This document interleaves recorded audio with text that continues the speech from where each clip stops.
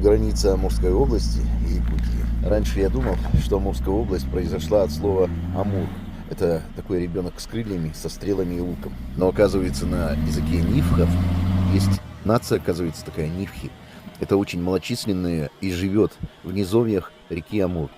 Они назвали ее Дамур, что в переводе с ихнего языка означает «большая река». У меня вопрос, а почему тогда назвали Амур? Но была бы Дамурская область, река Дамур, все понятно и загадочно. Зачем убирать букву «Д»? В чем она провинилась?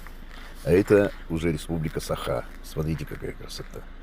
Она населена добрыми и одновременно жесткими людьми, которые имеют фантастическую выносливость. Сейчас мы увидим два огромных столба, которые называются СРГ. Так называемая коновязь. Они означают «мы рады гостям» и что у этой земли есть хозяин. Скажу вкратце о характере людей, живущих в республике Саха. Взгляни с добром в глаза якута. Увидишь только лишь добро в любое время суток. Но глянешь борзо чересчур, увидишь снайпера прищур.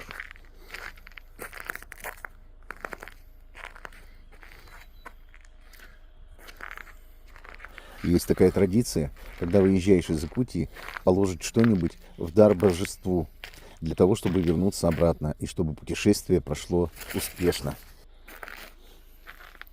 Или привязать к дереву ленточку. Ложат монетки. Иду. Даже очки вон лежат. Двое.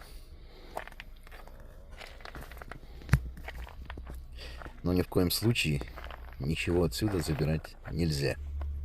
Позволено только диким зверям. Как говорится, не буди лихо.